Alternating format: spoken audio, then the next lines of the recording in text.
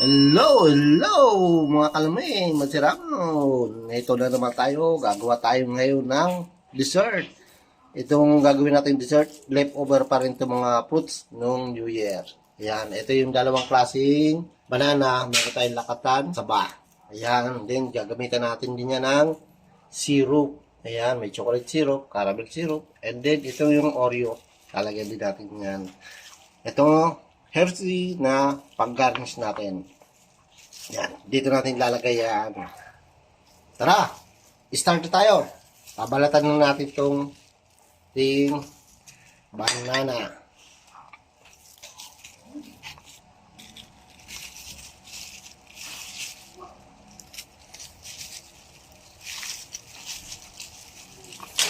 Yan, cut lang natin sa gitna.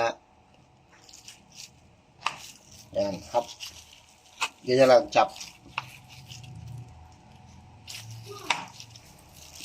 Then, takatan, ganun din. Balatan natin.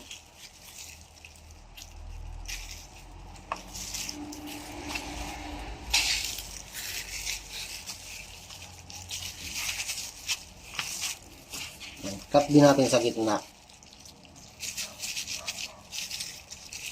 Yan. Yan na siya. Lagay na natin sa frying pan.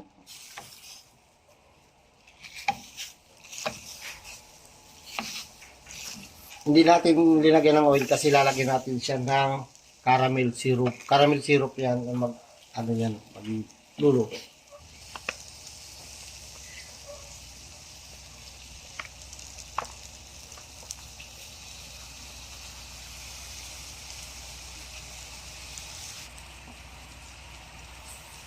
Maya-maya, balikan natin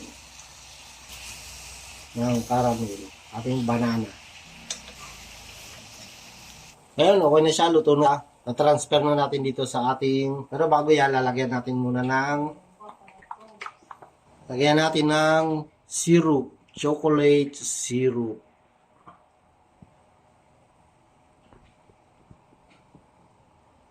Yan.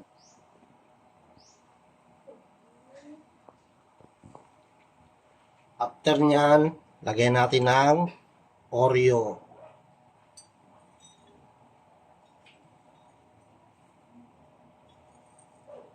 A 2 tablespoon Oreo. Then, tsaka natin lagay yung banana.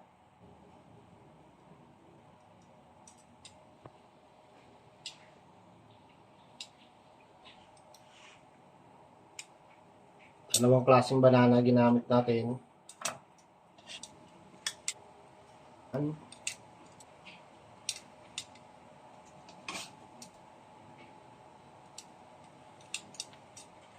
Iyon. After nyan, lagyan ulit natin ng Oreo. Ganun din yan. 2 tablespoon din.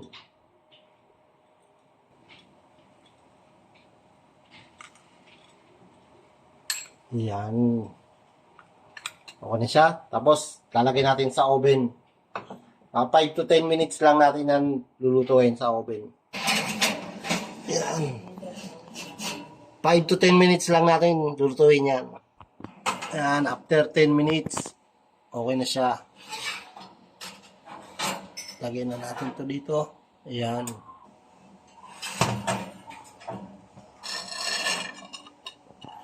Lagyan na natin siya ng ice cream. Finally, ice cream.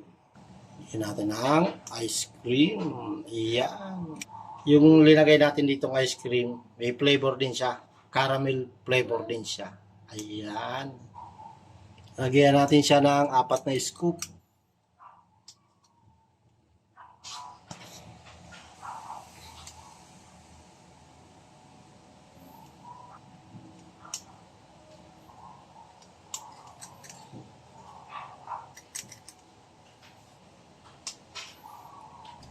Tapos gagarnish natin yung kisses.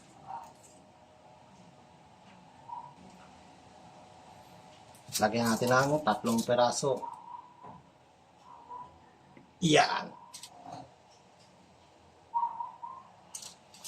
Ayan, eto na ang ating banana Oreo. Yan mga kalame, dessert na dessert. Oreo flavor.